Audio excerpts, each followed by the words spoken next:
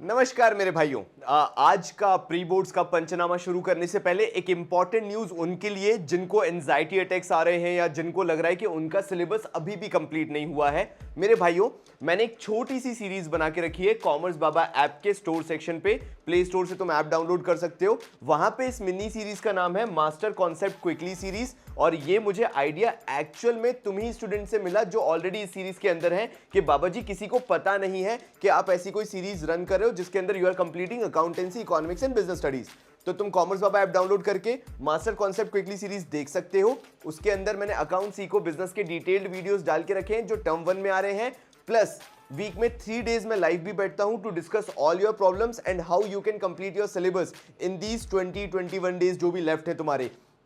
साथ साथ में डिस्कॉर्ड अगर तुमने सुना हो तो वहां पे कॉमर्स बाबा का सर्वर है जिसपे मोर देन 10,000 स्टूडेंट्स हैं। वहां पे सिर्फ एक्सक्लूसिवली एमसीक्यू मेंबर्स के लिए जो एमसीक्यू के क्वेश्चंस होते हैं उनको भी मैं करवा रहा हूं। साथ में मैं अपलोड कर रहा हूं तुम्हारे कोर्स के अंदर ही एमसीक्यू के क्वेश्चंस जो कि तुम सॉल्व कर सकते हो और डिस्कॉर्ड पे बैठ के एक दूसरे से पूछ भी सकते हो, बात भी कर सकते हो। वहां पे live sessions, all the content and then discord पे सेशंस, ये सारी चीजें मैं मास्टर कॉन्सेप्ट क्विकली सीरीज के अंदर दे रहा हूं। सो अगर तुम भी उनमें से हो जो अभी भी कॉन्फिडेंट नहीं हो कि how I am going to complete the entire syllabus, ये सीरीज तुम्हारे लिए बहुत हेल्पफुल हो सकती है। तो जाओ यार एक बार चेकआउट करो कॉमर्स बाबा ऐप पे। जरूरी नहीं है कि तुम उसमें एनरोल कराओ, लेकिन एटलीस्ट तुम्हें एक आइडिया हो जाएगा कि with in these 20 days how you can complete your syllabus.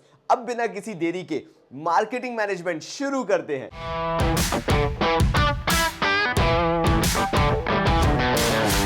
अच्छा, एक बात सुनो, ये वाला वीडियो चालू करने से पहले मैं तुम्हें एक बात बता देता हूं कि इसका पार्ट 1 भी है।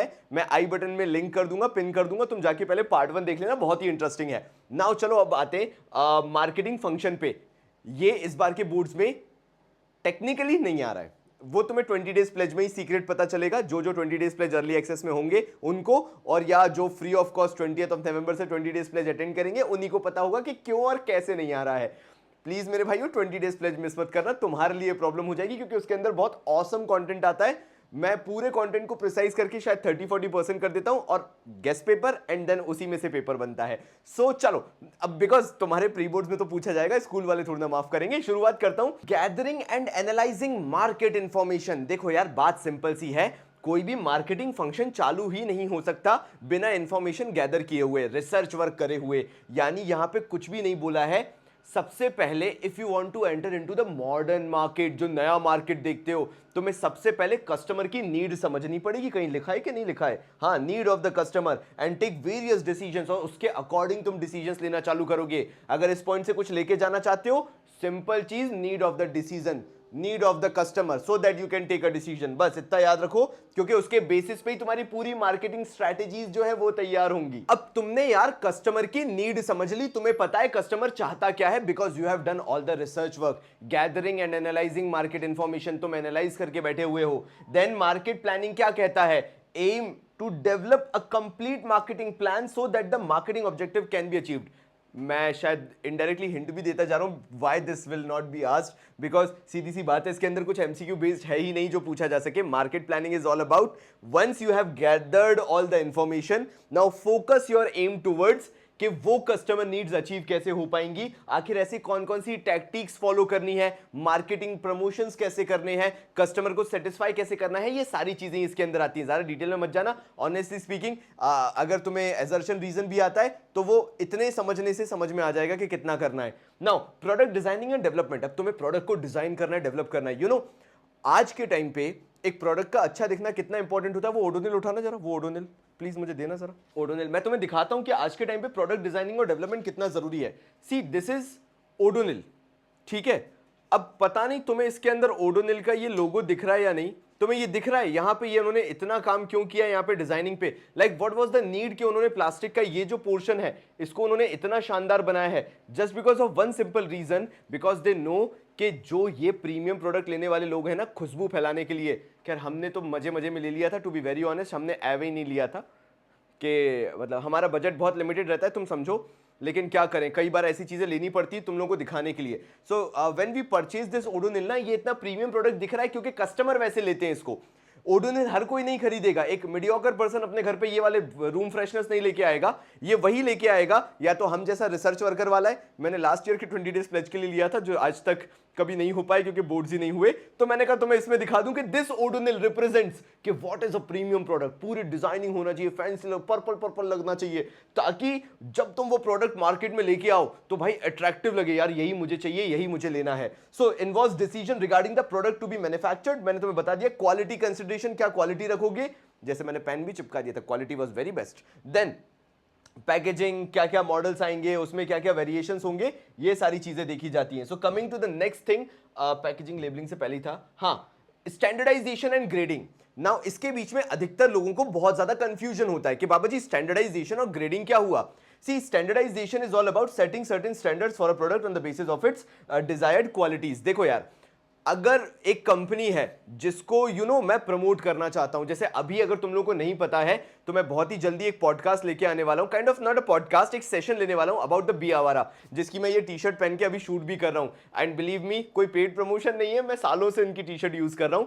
और मैं तुम्हें एक बहुत ऑनेस्ट बात बताना चाहूंगा, एज अ कस्टमर मेरे को कभी भी उन्होंने कुछ फ्री नहीं दिया या कभी भी एडिशनल कोई मनी नहीं दिया बोलने के लिए। मैं अपने दिल से बोल रहा हूं, जैसे तुम्हें कोई प्रोडक्ट बहुत पसंद होगा, मुझे पार्ले जी पसंद है, ये बी आवारा की टी शर्ट बहुत पसंद है। बी आवारा वालों ने जब ये प्रोडक्ट बनाना चालू किए थे, टी शर्ट गेम में एंटर हुए थे आज से 2-2.5 साल पहले, मैं तब से इनकी टी शर्ट्स पहनते हुए आ रहा हूं, तुम लोग प्रीवियस वीडियो में भी जाके देख लो।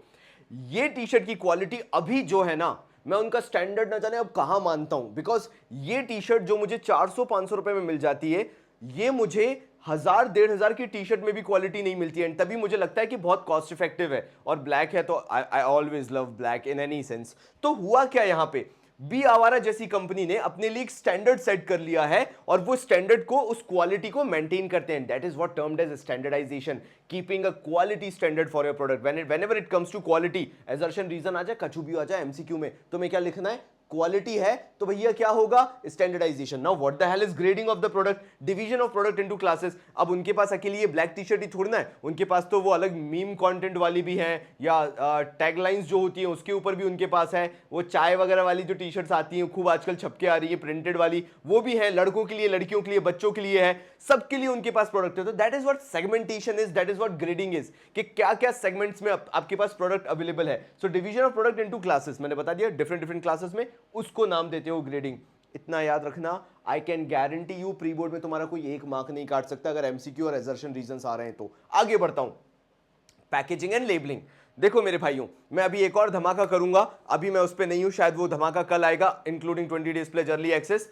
वो मैं तुम्हें बताना चाहता हूं, उसको लेके पैकेजिंग एंड लेबलिंग। कई बार तुम कोई बुक उठाते हो, तुम उसकी पैकेजिंग देख के या उसकी क्वालिटी देख के एकदम चमत्कारी रूप से एकदम चौंधिया जाते हो कि क्या शानदार तरीके से भेजी है।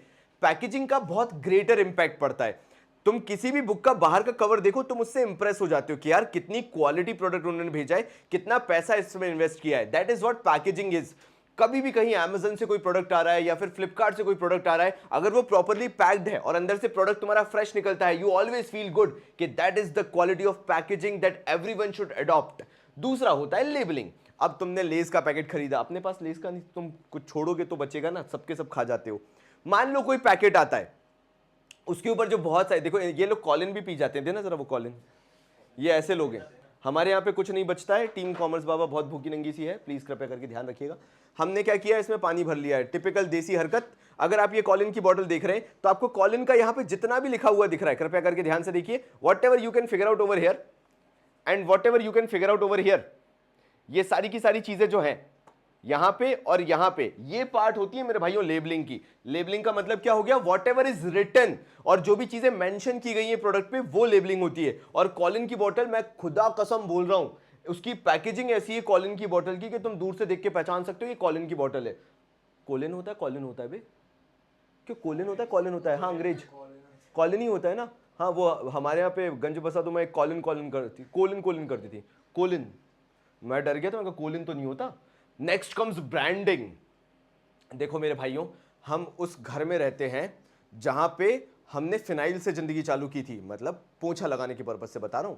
तो आज क्योंकि बाकी तो वैसे खत्म हो जाती है, गलत यूज कर लो, तो फिनाइल से जो जिंदगी चालू हुई, आज हमारे घर में हार्पिक आ जाए, डोमेक्स आ जाए, कुछ भी आ जाए, मतलब तुम समझ रहे हो, वो कहलाएगा फिनाइल ही, होता है ना ऐसा। नहीं वैसे हार्पिक हार्पिक ही कहलाता है, हार्पिक की जगह वॉशरूम लेकिन नहीं, अगर तुम डोमेक्स भी लाते हो ना तो भी तुम उसको हार्पिक बोलते हो, है ना?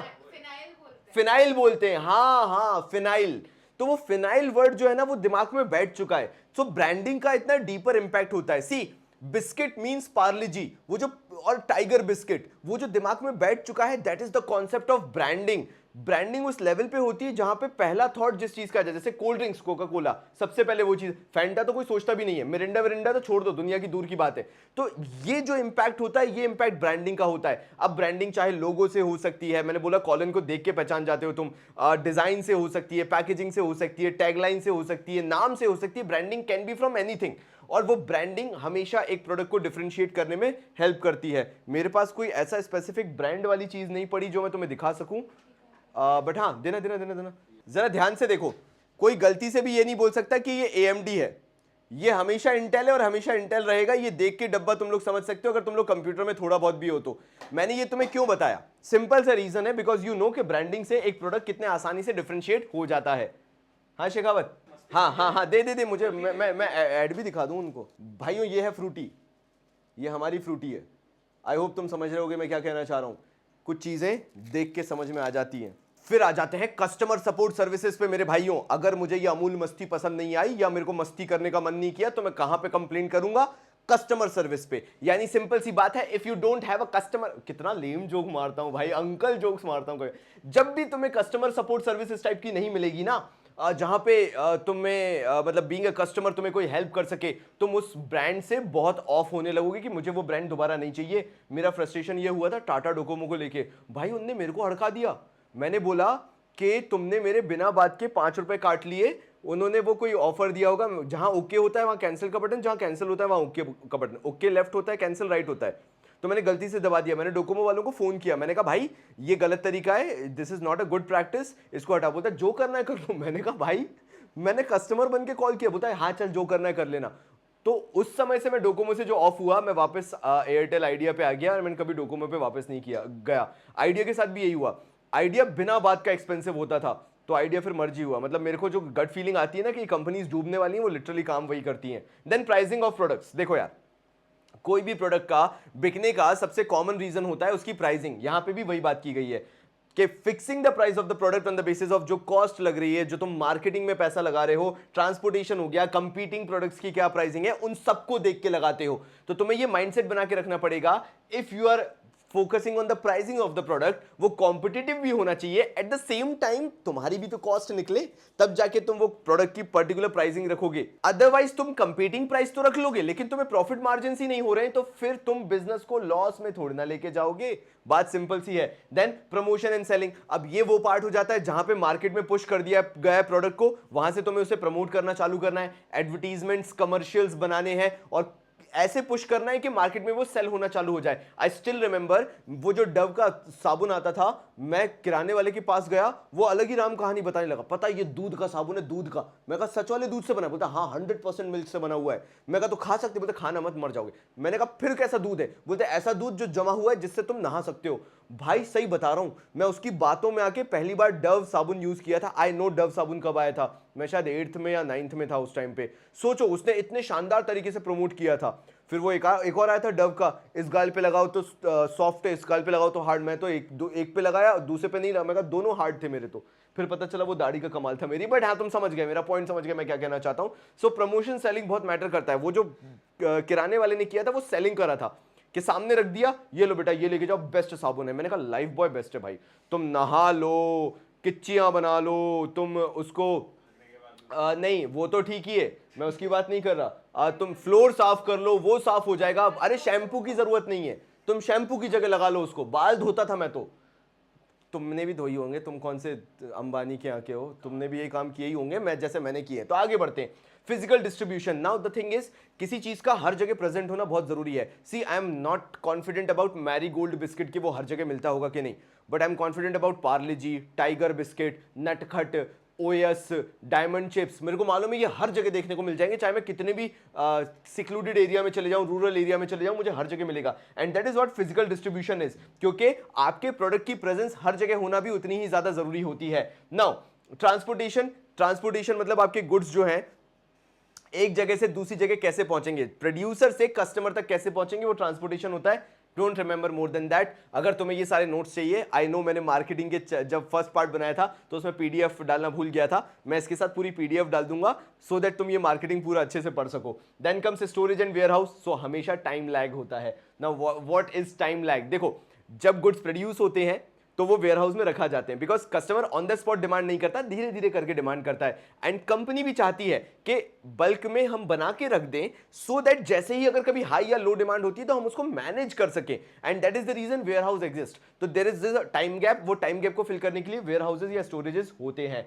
एंड अब आ जाते हैं टूल्स। आई नो मैं यहाँ पे बहुत इमोशनली जल्दी जल्दी चला गया, लेकिन मैं इसको कल के वीडियो में तुम्हें पूरा कवर करके दिखाऊंगा कि आखिर वो कौन से टूल्स हैं जो एक फर्म परस्यू करती है अपने ऑब्जेक्टिव्स अचीव करने के लिए, प्रोडक्ट, प्राइस, प्लेस, प्रमोशन। लेकिन याद रखना, मैं तुम्हें यहाँ पे एक चीज बहुत इंटरेस्टिंग बता के जाऊंगा, जिससे अगर तुम्हारा एग्जाम है भी, ये आ भी रहा है और मैंने इस वीडियो में कंप्लीट नहीं करा है, तो भी तुम्हारा काम हो जाएगा। प्रोडक्ट अगर दिया हुआ है तो product is what you sell in the market, price the price of the product, place किस लोकेशन में बेचते हो या क्या क्या चैनल्स होते हैं डिस्ट्रीब्यूशन के, एंड प्रमोशन मींस आप मार्केट को कैसे अवेयर करवाते हो अबाउट द प्रोडक्ट।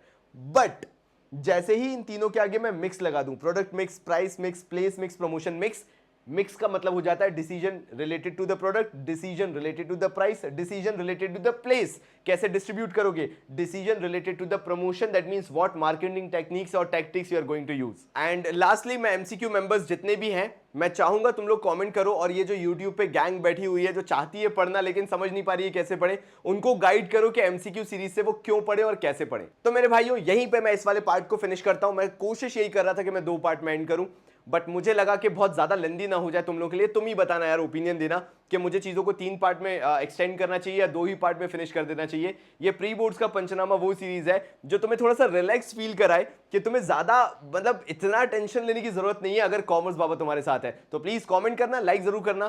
तब तक के लिए मेरे भाइयों, बहुत सारा प्यार और धन्यवाद।